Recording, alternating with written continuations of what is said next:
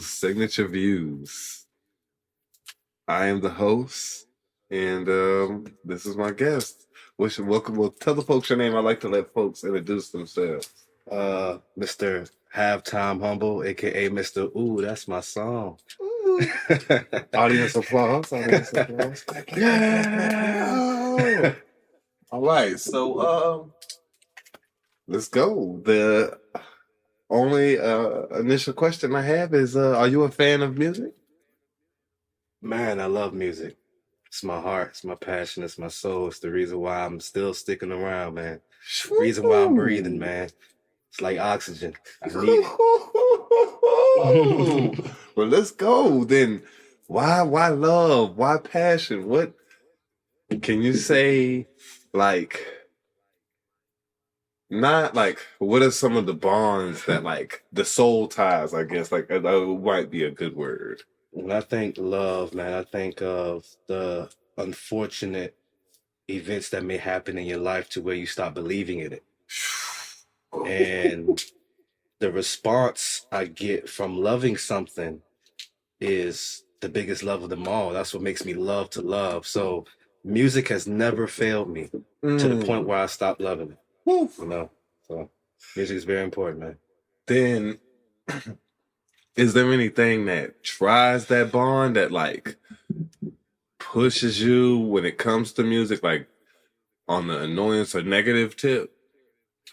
Music is a way to express, so I get the opportunity to write and express my feelings, put all my thoughts and ideas in the music, man. So I get to express myself through music. So it works out to everything.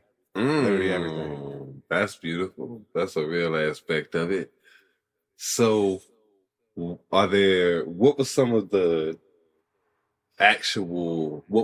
music that fostered the love, that brought forth the love? I grew up in an old school musical family. My uncle raps, my other uncle raps, make beats. My mother sings, one of the best female songstresses in the downtown district area in Savannah, Georgia. Like, she go around singing in the Southern Belle dress, this antique looking dress, and she works at the old Pink House, so you can definitely go check her out. Her name is Cedra. I actually just recently dropped her album last year that was released 20 years ago. So that was a great Mother's Day gift, Mother's birthday. You know, as far as dropping her music, putting it on all streaming platforms. You know, but where she come up at, and how I was raised off, you know, of course, CDs. People was making mixtapes and putting flyers in it and passing it around. We didn't have all the streaming platforms. So I dig that. Putting my mother on, you know, to update it, you know, that's technology right now. That's huge. Like, you know, just doing that, of course, is also an influence into music. And my mother also raised me around greats like Prince, Michael Jackson, the Isleys, you know, the Commodores, the Temptation, Gladys Knight and the Pips. You know, what was her repeat? What was one of the repetitive songs that you just Mom Deuce just played, like one of her go-tos? She actually loved James Brown. It was either The Big Payback. Oh, she also loved Marvin Gaye. It's a song called I Want You. Oh. And she loves that song. She loves that beat. She'll dance to it all day and night, you know. So yeah, it's also very intriguing being my age. You know, I was born in the 90s. Yes. But hearing music from the 60s and the 70s and the 80s, like time before I was even here, you know, it's amazing going back and listening to what people were making. Yes. You know what I mean? So very true. So what can you name? Well, did your dad offer any different angles of reference into the music bonds? My father was about sports mostly. Okay. He was about basketball. Now, mind you, he had his musical taste. He was a big Jaheim fan. I remember riding this BMW back in the day. He had a red BMW, top down, and he would put in a Jaheim CD. You can have it. You know what I mean? Like, it just be riding, and top down. It's cool ride with my pops, you know. But yeah, he had a dope musical taste. What Could It Be is a badass track. Oh yeah, definitely. Yeah. Okay, well, there's one aspect you made me think about. Being that you had the strong aspect coming in from the household with your mother being in music, of music herself, then, you know, you developing that. What can you say different influences did you gather from your peers? Mm. How did they spike your music taste, Eddie? Interesting. I guess I could say, like specifically, right? If I just kind of go down a few names on my list, like my mom's, like she brought the R&B aspect, with her vocals, singing softly Exactly. and smooth, Yeah. My father, he was more of the hardcore West Coast rap. He used to love like Ice Cube, of course. Uh, yeah, big fan of Dr. Dre. He loves Snoop. Um, so he bought that side, and he got my uncle who loved Southern rap, which was a lot more, I felt, smoother. Like people like Outkast, Outkast brought Outkast kind of like brought that jazz mixed with hip hop type of feel, you know what I mean? So Yes. that was like all in one for me right there. That was like my vibe from the beginning, just smooth Now, rap. pause to put a pin in that to ask a side note. Do you feel as if the live elements that came from organized noise had something to do with being able to relate that to such a strong feeling of the funk or the older R&B eras? Yes. Yes. Highly. That's a big yes on that one. Definitely. They played a big part. I remember watching that and just being amazed at not only the sound, but the structure and how they put different elements together to create this system. It's like they almost created their own genre. They created a Wow. sample and they made, like, it was a lot of producer sampling, but I think they created the idea of loops, like to I get that. like to structure a saxophone that they heard in a song from the 30s or the 40s, like going way back, and then literally just cutting that and looping it, and just repetitively just hear it throughout the sounds and different samples of songs, and they add their other creative notes with using instruments, organs, a live drum set to add on top of a Yes. drum set that's Yeah. probably already being used, so Come they on, definitely man. played a big part in the whole music community. That was Whole a great music. expand right there. Yeah. So to stir back into the peer element, can you name any of the first projects that just set you and your friends on fire, or that you remember, like when you were young, getting into music actively and like messed your head up? Because to make you laugh, for me and my friends, one was Country Grammar. When that CD from Nelly hit, Okay, I got one. Kanye West Graduation. woo! It had to be Kanye West Graduation. Some of his top songs, his career was all on that one album, so that was a very, very powerful album for me. That was on repeat. And if I had to reference another one, Please an do. underrated one would be T.I. King. T.I. Wow. King. I literally love the structure of that whole project. Like, to come out as a young rapper already calling yourself the king of the South, he Very definitely true. confirmed it with that album. That was a Very true. great album. Very true. Having Man. features of like Pharrell Williams, Jamie Foxx, and Swiss Beats on the beats, and Manny Fresh, and like getting like everybody all on this one project. BG was man. on there. That's when BG him was and on BG there. first broke bread. Then he had Jeezy on that Jeezy. song too. He had the song with Common on there. Yeah. You know what? Yeah. Look at you stirring the pot up. Really good reference. Yeah. So I guess Yeah. we gotta go back to King. God. Yeah. So, well, does Graduation still hold the test of time for you? Yes. I can still go back and listen. You say to that it. undoubtedly. Oh yeah, it's Kanye for one, man. I know he got a lot going on nowadays, but that Kanye was an amazing producer. As a fan, do you attach the two? I don't. I understand that this is a black man who went through a lot, not only in the music industry, but also losing his mother. So you can't blame a man and how he kind of is reacting to the loss of the love that he had at one point. Or you just hit a strong, strong bullseye right there, because that's really real, yo. And and being also, from my fan aspect, I 1,000% back that, because I had a person who would like to throw out a lot of the negative facts about stars and stuff, and I'd be like, yo, like, that's why I separate the two. Like, I don't overly praise them for their music or them being assholes, but Right.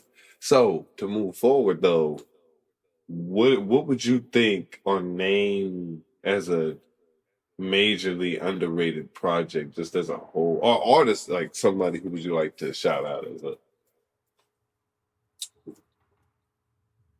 I'm gonna say, because King, I'm sorry, but I'm gonna let you move on. But King was a really good mention because you sparked my head to go back.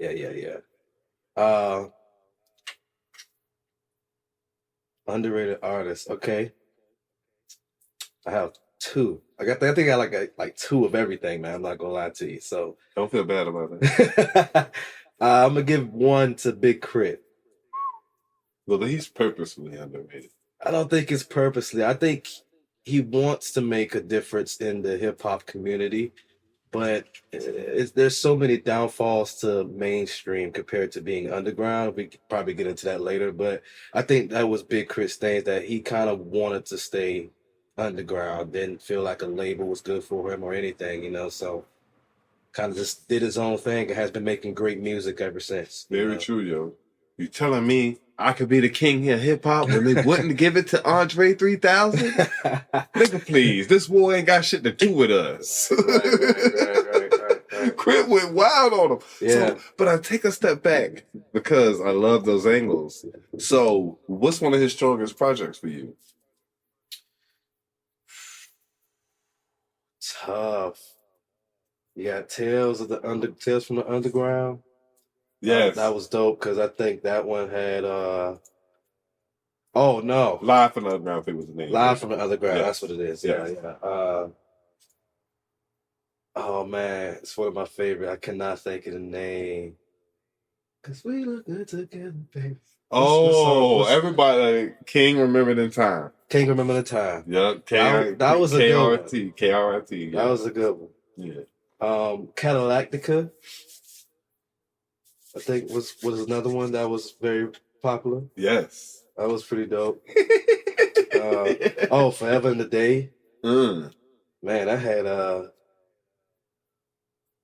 Lions and Lambs. That was one of my favorite songs in there. I'm trying to think of that was the one that put me on here. The Return of Forever was very Return of Forever. The Return of Forever. That was good. A very solid one. Yeah. Well, who's the second then?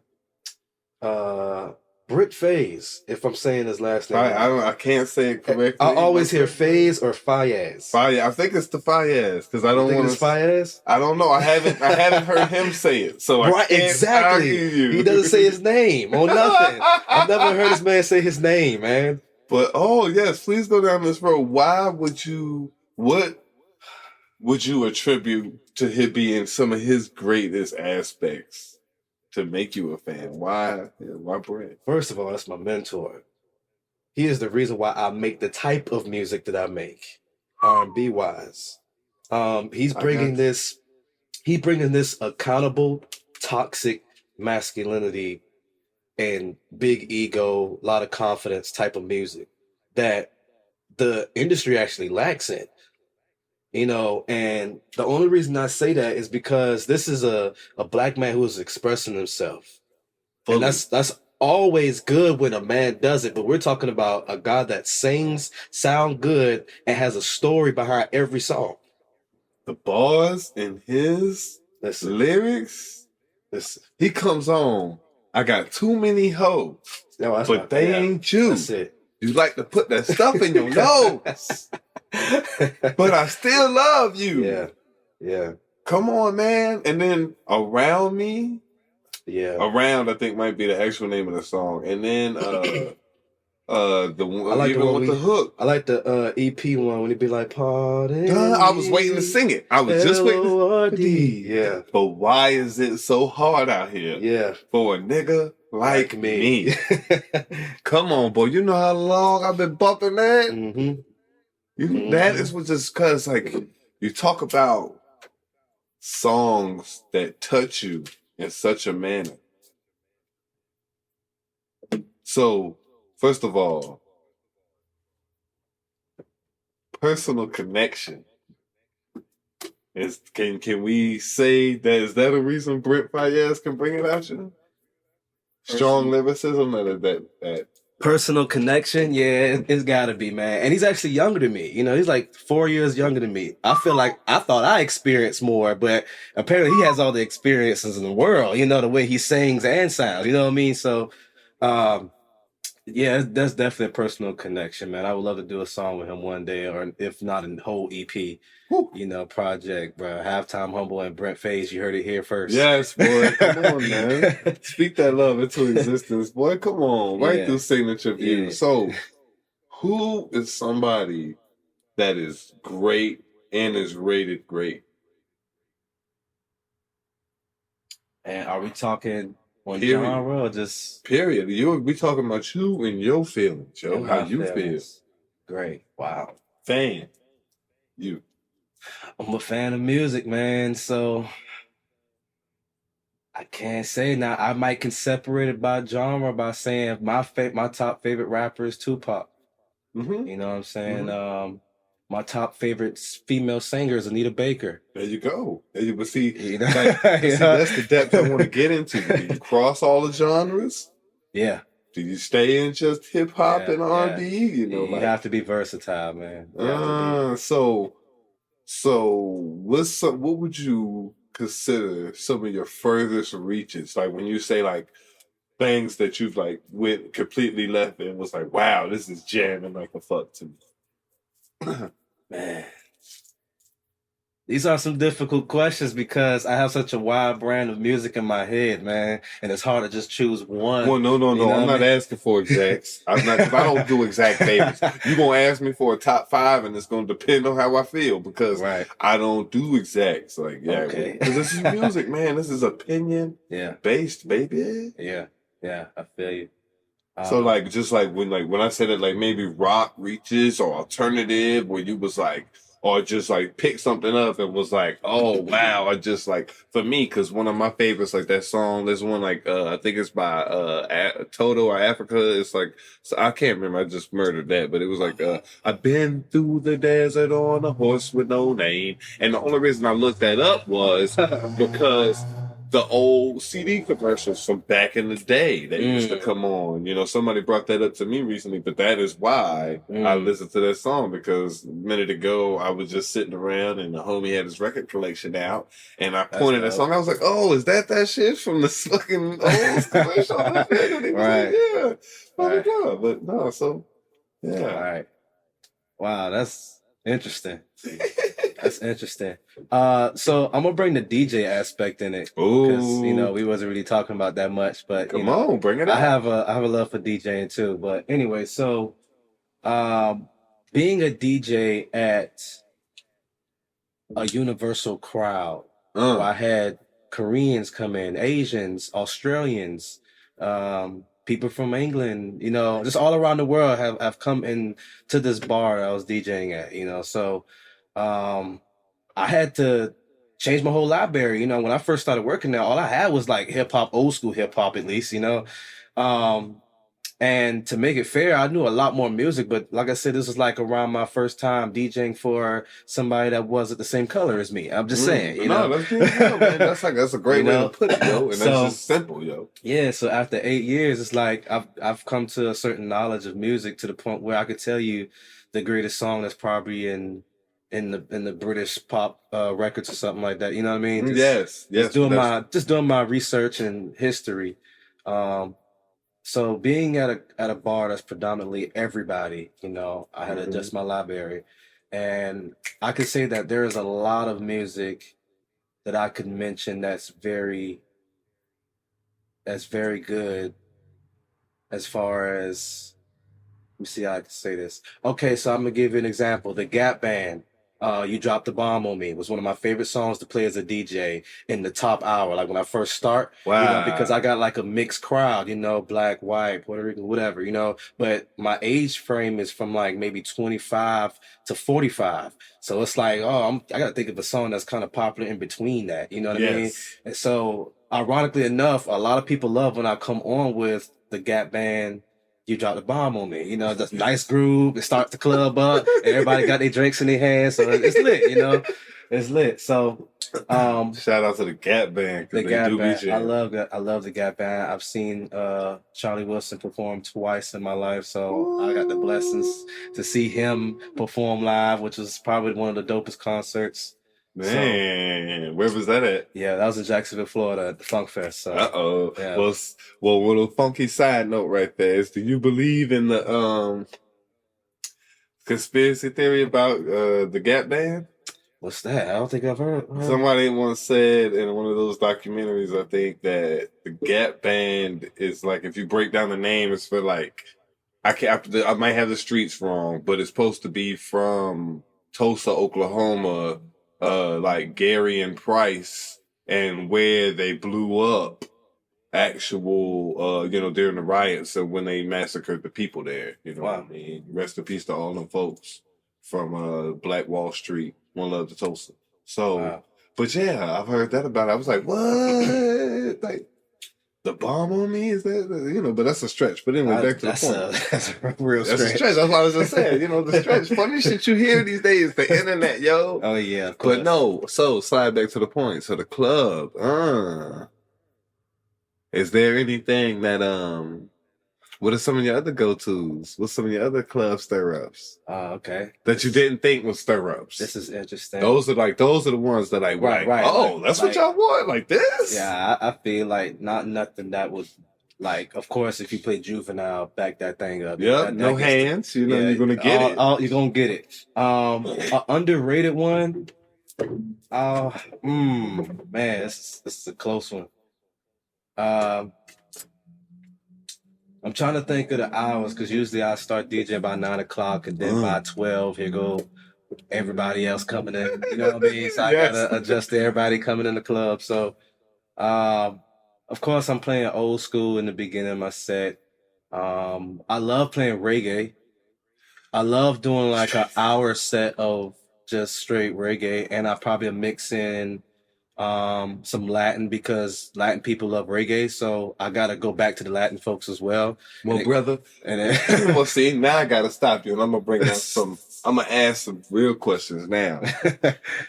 Do you think reggae is a shocker to you because of where we are, or the type of music it is? Because I think we both can agree reggae is a standard, especially when you want to turn the club up, when you get into some dance hall. Yeah. And then you said the Latin music. Yeah, but I'm gonna say this: I've never DJ'd for an all Latin club. I have a lot of Latin music, but I have them in the club for like 30 minutes to an hour. But reggae, right? I have over like 3 to 4 hours worth of reggae music. And if it's not reggae, it's a mix of maybe like somebody rapping on top of a reggae beat, the rhythms and all that. Yeah, even throwing in Afro beats now, which is popular in worldwide music. So I'm a piano is in that too as well. So adding all that together, you have like you have your night at the club. You know what I mean? As a DJ, like so. Yeah, reggae is very powerful, underrated but powerful music because it makes everybody happy, even with the type of music. Very true. Even with the type of music or the lyrics, even if you don't understand the lyrics, like it's very powerful still. I overly agree with that one. Yeah, man. I overly agree with that one. Do you think? So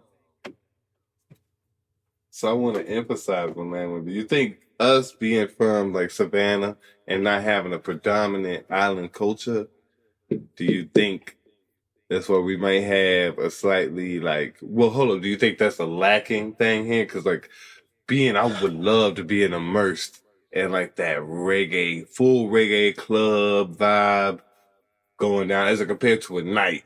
Like this spot is geared to it, having the spots, you know what I mean? So when you go in there, you're immersed. I would love to see Savannah create an all reggae bar. Just reggae. You know, just strictly reggae. Like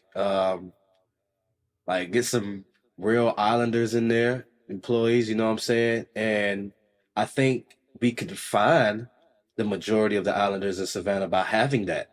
You know, some of the island people that I've noticed, they'll come to the club, but they'll only have maybe 10 minutes of their music being played for them. And then it's over with after that. You know what I'm saying? So if you have a spot that's strictly for them, I feel like you'll then see how many of them were actually outside. You know what I'm saying? So, and then everybody, while they going in the club, everybody else gonna follow them. They'll be like, oh, this is the new spot because all the islanders go here. And so all the people that pretend to be islanders, you know, that be in the club, got you, you know, got you. all follow. Because I want to lead that into another aspect, though. Underground, local music, the hip hop, rap, R&B, any of it, all of it. Being a fan of music and the type of culture that, you know, that is around, do you think there's more needed of those type places also to help push out the locals underground stuff to help that sound to come out, or like I don't know if I said that too. I'm gonna say this. I think I feel you're going with this. I know watch this. So there's a lot of showcases for locals, right? Literally what they have, like they used to have that the Palooza show. Yeah. You know, Alan Breeze and Pope Palooza, I think. Pope Palooza, yeah. So they had like things like that. You know, of course, basically with the Jinx every Tuesday. I'm just saying, like, this is a place where you can showcase your talent and showcase yourself as a musician. This is what you do. You also have Creatively Crafted, you know. Every other Thursday? Every other Thursdays at Stafford's. You have these showcases, but they're all in different areas and they're all dealing with a different circle of artists. Oh, very great point out. You know, so if we could find something in the middle of all this, you know, and create an establishment for each circle to come in, you know, then people will start, you know, talking, supporting each other, being like, oh man, I didn't know you do this, this, and this. And I feel like the music business in general in Savannah will actually expand. You know, you just have to find the perfect environment that's welcoming everybody, all circles of the musicians in Savannah. You know, locally, so. I get that. I'm with that. Yeah. So to take it to another aspect you brought up earlier, keep flipping, you know, being random a little bit. Yeah, of course. Take that into the live aspects. Has there been anybody locally causing noise that you've seen live that you was like, wow, that just is, that was worth it. That was really worth it. Ah, man. There's a lot of great artists that performs live. And I just want to speak on behalf of myself. I don't perform often, but from the last few performances I did, I've gotten a lot of respect, you know, how I perform live and things like that. You know, I'm very professional and I keep it going. I keep the show going, you know. They call me Halftime for a reason, the Halftime show, you know. So I never put that together. That is very, very tight. I like that. Yeah, so man, I think I gotta give more props because I respect all artists, but I have to give more props to myself when I actually do perform. So I'm gonna just say me. Confidently enough, I've seen some of the greats. Calvin C.J. Ford is one of my favorites that I've seen live. And I've actually got the opportunity to work on some music with him and everything. He just recently dropped his gospel album, man. It's an amazing singer. But watching him live and the way he's with nature, with the crowd and this connection, it's amazing. So I haven't heard of him yet. I got to get my weight up. I got to really get my weight up on that one. You do. I'll show you him on the phone later, man. Yeah, you do got to get on him. I'm trying to think. Anybody that actually performs with the live band, I'm a fan of. You know. Bet. Well, then, who's your favorite performance that you've seen live? Clay Hodges. Just period.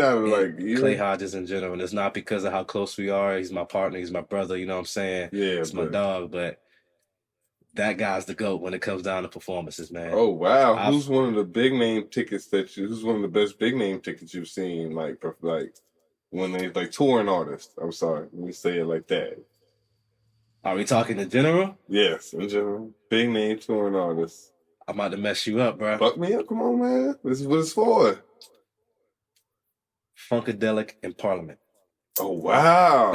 You got to see that. Wow! I got to see George Clinton himself and his band. And you are a blessed man, yo. For our age group, yo. Exactly, you are a blessed man. And say your age on tape. Just I am 29. I'll be 30 this year. Okay, man, so. Turn 30 and to have seen the Funkadelic in Parliament, George Clinton himself on the stage, the Funk Master. Yes. And it was amazing, dog. He didn't He didn't have his hair anymore, but it was cool though. He was sitting down most of the time, but his band sounds so original and natural. Like the actual song they recorded was amazing. Amazing sound, amazing performance wise. Like everybody was just like on track with each other. It was amazing. It was like 14, 15 people performing on the stage for each song. The lights was crazy. It was smoke everywhere. It was amazing. It was actually during his tour when he came to Savannah. He came to he came to the little place on, what was that, Bay Street back in the day? I don't know if it's still there, but yeah, he actually came and performed there. And that's where I seen him at. And I was like, wow, it was crazy. My boss invited me. I was like, yeah, sure, I'll go with you. And it was supposed to be a night I was supposed to DJ there, but he was like, he wanted me to go with him. And I was like, bet. So we rode together and then got there and it was dope. That is hella tight. The stage on Bay, I think that stage on Bay, Stage on Bay, yo. That was it. That's fucking awesome. Well, what's the furthest you've been for a concert? Vegas. Who'd you see in Vegas? Big Sean. Wow. Was it, I'm going to see Big Sean and he just happened to be in Vegas? Or actually, we were going to Vegas regardless, and we just so happened to see that Big Sean was having a live concert at Drea's Bar. So, and it was a weekend, so it was like already like 30 probably big name celebrity that was performing. So we was like, yo, we're definitely going to see Big Sean. Wow. So, and we had the VIP section, and we were like literally, I don't know, probably like 5-10 yards away from Big Sean. It was at a rooftop pool. Or something like that. It looked like a rooftop. I think it was a rooftop pool. I can't remember, but it was like over 1,000 people in there. So yeah, it was jumping. It was lit. Yeah, damn. Vegas is just lit in general. You know, I'll probably have to edit that story out so it won't leave Vegas. Exactly. Nah, man, that's what's up though, yo. Wow. Have you ever been to a show and been like, yeah, I'm not going back to see them again? Nah. Yeah, nah. It wasn't nothing too bad that I've experienced personally. You know, you go online and see these videos of these artists performing bad. I didn't experience that personally yet, so that's a beauty. Yeah, that's a huge one, especially when you're paying for a ticket. Man. Yeah, Come on, man. Anybody you waiting to see? I like to see J. Cole live. Oh wow! I'm looking forward to Janet Jackson and Ludacris. Oh yes, they are coming here soon. That's gonna be lit. So, yeah. Howdy. When you do see J. Cole, what song do you want to hear? First things first, rest in peace, Uncle Phil. Oh damn, what's that? Role Models? Yeah, Role Models. Role Models. Yeah, I love Role Models. Very, very good call out. Was it? I can't think of the album names here. It was the one where we were sitting on top of the house. in his album cover. I think that's the one with the address, if I'm not mistaken. Yeah, it was name of an address. I cannot think of the name of it, but pretty much any song from that project was dope. I want to say Role Models was on that same one. Also, the song with Miguel. Got me up all night. All I'm saying is love songs. You got Oh me up all wow, night. Yeah, that's hilarious. I immediately went back to the very first song, him and Miguel. I mean, I was like, I know I'm wrong as hell right now. They came in the game together like tag teaming champions of the world. That song fucked me up, but they murdered that one. Make a left, make a right. Yeah. Come on now. Yeah. That is awesome, yo. Why Cole? I've been a fan of Cole as well.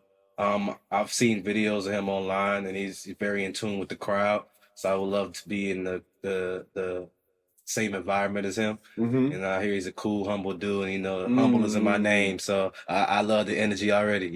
So. Did you hear about what he did for Batman? What did he do? Oh, there's a producer on YouTube actually who I've not dealt with yet, but I bought a beat from before named Batman, and he was like he was just chilling, needed some motivation to write. So he went on YouTube, found a J. Cole beat, fucked it up, and then sent it to him and let him do his thing with it. Wow.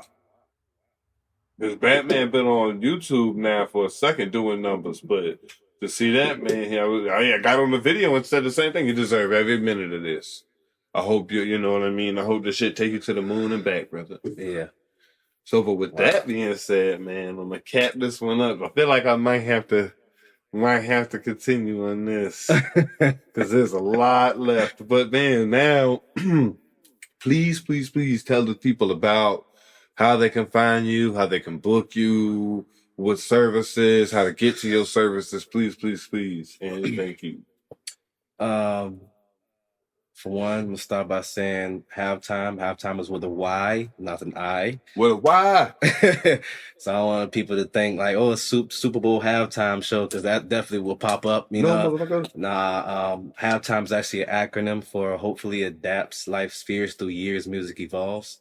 So yes. See how he doing me like this in front of y'all. That's all I wanted y'all to know. He doing me like this in front of y'all. I didn't know that. I got to bring it out. You want people to find me? I'm making it easy for them. So just put Humble after Halftimes. That's simple. HUMBLE. I'm on Apple Music, Spotify, Tidal, YouTube. Google Play, if that still exists. Damn, it's YouTube music now. It's YouTube music now. Exactly. That's so funny, but yeah. Find me on Facebook, Halftime Humble. Humble is actually first before Halftime, so Humble Halftime is actually my Facebook name. IG is Halftime_world, and also Halftime Humble all together. I have 2 IGs, so you can follow either one. Yeah. That's pretty much that. You'll be hearing from me soon. Got another project dropping soon. I ain't gonna talk too much about it, but just be on the lookout for Halftime Humble 2023. So yes. So thank you so much for being a part of Signature Views, brother, and great opinions, man. Make sure y'all support the young man. Peace from the Seaport, y'all. Holla. gang.